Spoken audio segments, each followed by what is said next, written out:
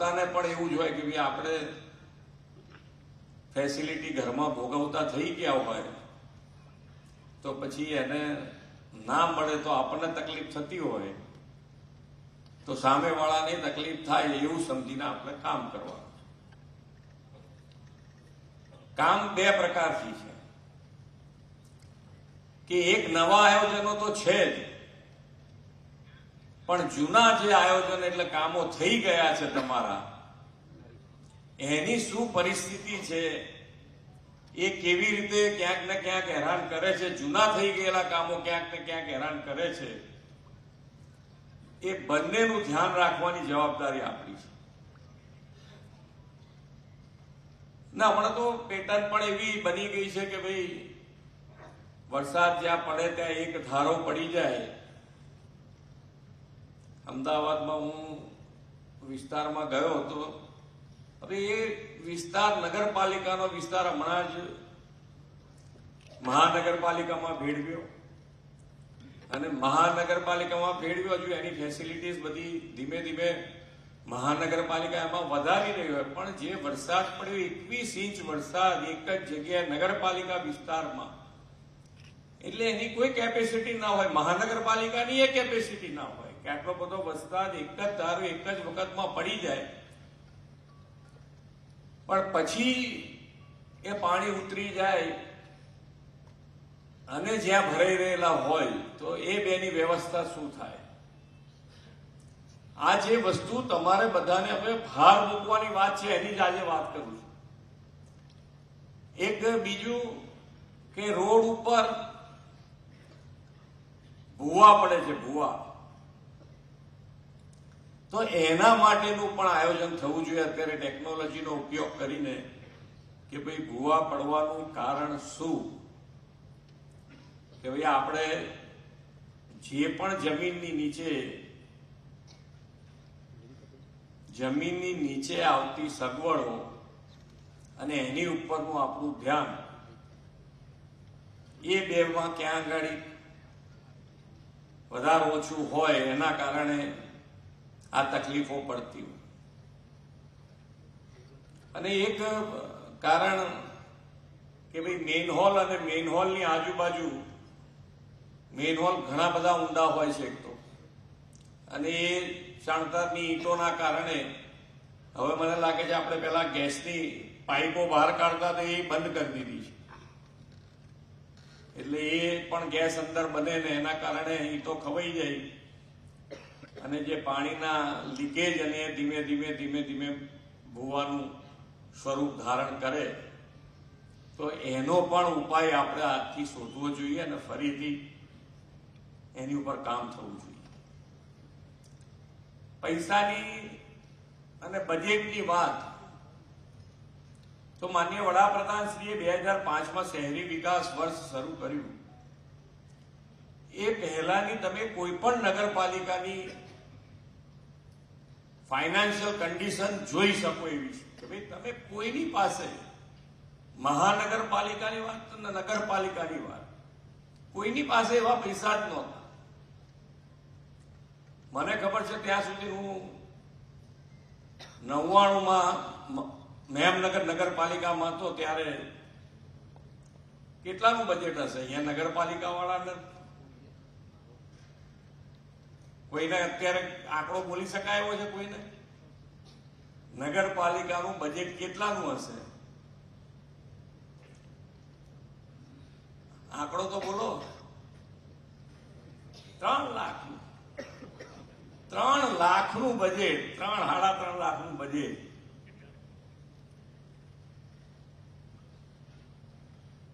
હવે લાખ તો કોઈના મગજમાં આવતા જ નથી, સમજી લો તમારા બધાને.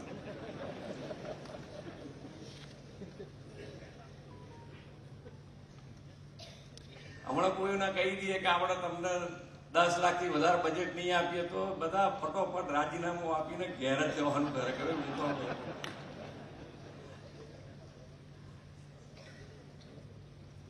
કેવી રીતે કામ થાય એમ એવું જ મગજમાં આવે ને. પણ એનું વ્યવસ્થિત રીતે મજબૂત, જેને કહેવાય ફાઇનાન્શિયલ પાયો જે મજબૂત માન્ય વડાપ્રધાનશ્રીએ ગુજરાતમાં નાખ્યો ને આજે આપણે બધા જ એની ઉપર આગળ વધી રહ્યા છે.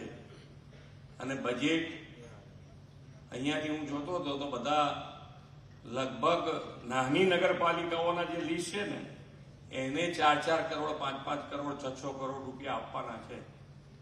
એટલે તમને હવે પૈસાની ક્યાંય બૂમ ના આવવી જોઈએ. અને રહેવાની છે, બૂમો રહેવાની છે. કેમ છે તો કે ભાઈ એક કામ થયું એટલે પછી બીજું કામ યાદ આવવાનું છે, બીજા પછી ત્રીજું કામ. એ સહજ સ્વભાવ છે ને એ રહેશે.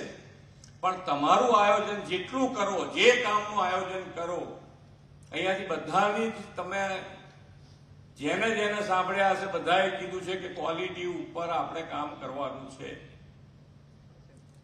અને લોકો પણ અત્યારે એ જ પ્રમાણેની તમારી પાસે ડિમાન્ડ કરી રહ્યા છે કે તમે જે કામ કરો એ ક્વોલિટી વાળું કરો.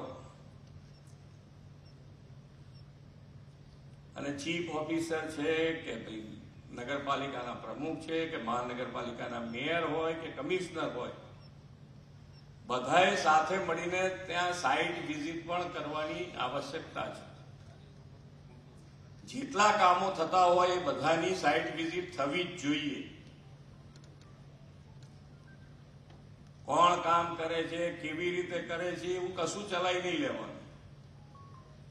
કામમાં તો 100% કામ લેવાનું. અમે દર વખતે કહેતા રહીએ છીએ, એમાંથી થોડો સુધારો જોવાય મળે છે. પણ એ તમારા બધાના મગજમાં આવવું જોઈએ કે ના, આપણે હવે આ જ પ્રમાણે કામ લેવું છે. બધા એક અવાજે એક લાઈનમાં કામ થવાનું શરૂ કરે તો જેમ અત્યારે પૈસા તમને જે પ્રમાણે મળી રહ્યા છે 3 કરોડ 5 કરોડ કે 50 કરોડ 55 કરોડ, મહાનગરપાલિકાઓના 55 કરોડના ચેકો છે આજે અહીંયાથી હું. તો એનો સદુપયોગ પ્રજાજનો માટે થાય. અને સ્વચ્છતા તો હવે દરેક જણ મગજમાં અહીંયાથી લઈને જ જાય કે ભાઈ તેમ જે નગરપાલિકા હોય, મહાનગરપાલિકા હોય, એમાં સ્વચ્છતા ના હોય એવું કોઈ કાળે ચાલશે નહીં. જેમાં બૂમો આવશે હવે સ્વચ્છતાની, તો એની અહીંયાથી ગ્રાન્ટ જ બંધ કરતો કે ભાઈ હવે નવી ગ્રાન્ટ એમને આપશો નહીં. સ્વચ્છતા જ નથી કરાઈ શકતા તો બીજા પૈસા આપીને કામ શું છે? સ્વચ્છતા તો હવે દરેક જણ કરાવી શકે એમ છે. એટલા પૈસા તો તમારી પાસે આવે છે ને આવે જ છે. તમારે જે વ્યવસ્થા ગોઠવવી હોય ગોઠવો, પણ સ્વચ્છતા તો જોઈએ ને જોઈએ.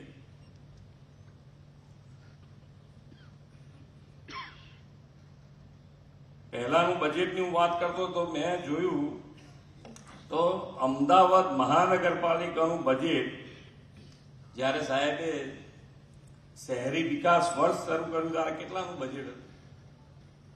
862 કરોડ રૂપિયાનું બજેટ હતું.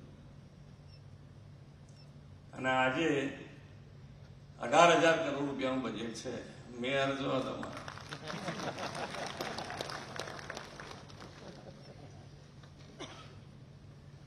શહેરી વિકાસ વર્ષના કારણે આ તો તમારું બજેટ તો છે જ, પણ રાજ્ય સરકારે તમારી સાથે ઉભી છે. રાજ્ય સરકાર પાસેથી પણ તમારા આયોજન લઈને તમે આવશો તો એ પૈસા અમે મંજૂર કરીએ જ છીએ. નગરપાલિકાને કોઈ ડ્રેનેજ સિસ્ટમ આખી ઊભી કરવી હોય, એસટીપી પ્લાન્ટ બનાવવા હોય તો એ બધાના પૈસા તો રાજ્ય સરકાર આપવા તૈયાર જ છે. તમારી તૈયારી હોવી જોઈએ. આરસીસી ના રોડ બનાવવાના કીધા છે હવે બધાએ. નવા રોડ બધા આરસીસી ના કરો.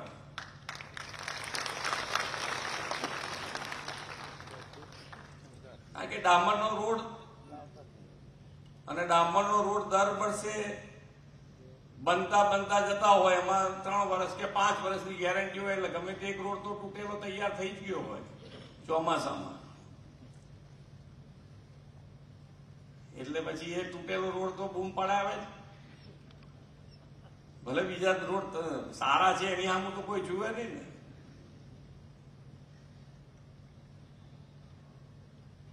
અમારા પ્રેસ મીડિયાના મિત્રો હશે છે.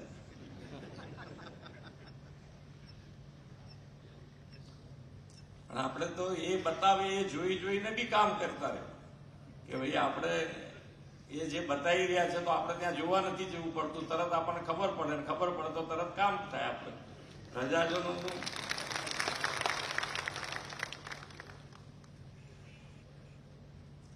હવે આરસીસી જેટલા બનાવો એટલા કેટલા વર્ષની ગેરંટી વાળા હોય છે આરસીસી ના રોડ?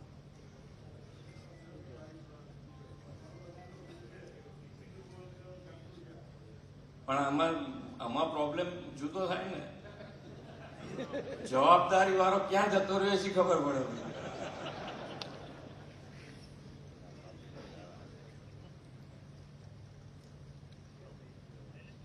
પણ આપણે આ તો હળવા ટોનમાં હું જે કહી રહ્યો છું એ તમારે સિરિયસ પકડીને ચાલવાની વાત છે કે ભાઈ તમે આને મજબૂતાઈથી પકડો કે ભાઈ હવે જે પણ કામ કરીએ કરાવીએ. આપણે એક તો આયોજનબદ્ધ હોય કે આપણી બધાની ઇમેજ પહેલા એક અત્યારે આપણે જે ડ્રોપ આઉટ સ્કૂલનો જે ડ્રોપ આઉટ છે એ આપણે 37% થી 1% સુધી લઈ આવ્યા ને એમાં શિક્ષકોનો મોટો ફાળો આપે છે.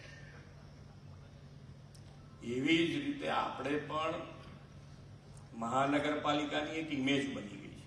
મહાનગરપાલિકા એટલે નગરપાલિકાની બધાની વાત છે કે ભાઈ શહેરમાં ગમે તારે એક ડિપાર્ટમેન્ટ હજુ કંઈક હરખું કર્યું હોય તો આ બીજા ડિપાર્ટમેન્ટ વાળા પાછળ એને તોડવા તૈયાર બતાડી દે કે આ તો મારે રહી ગયું હતું.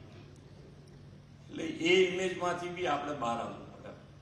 હવે એવું નહીં ચાલે. નહીં તો હવે તો તમારે કમિશનરથી માંડીને ચીફ ઓફિસરથી માંડીને બધાએ આનું ધ્યાન રાખવું પડે કે તમે જે નવું કામ શરૂ કરી રહ્યા છો એમાં કોઈ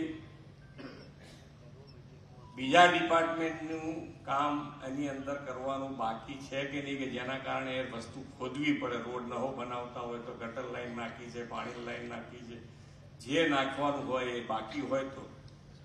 કારણ કે હવે તમે આરસીસી ઉપર જતા હશો તો આ બધાનું ધ્યાન તમારે ખાસ રાખવું પડશે કે પેલા ડામરના રોડમાં તો એમ કે વિચારો 3-4 વર્ષ કે 5 વર્ષ પછી નવો બનાવવાનો હોય તો ટીકડું મારેલું હશે તો ફરી પાછું નવા રોડમાં એ આખું થઈ જશે. પણ આની અંદર તમારે આ બધું ચોકસાઈ કરીને કામ આગળ વધારવું પડશે. એટલે કેટલું મોટું બજેટ છે.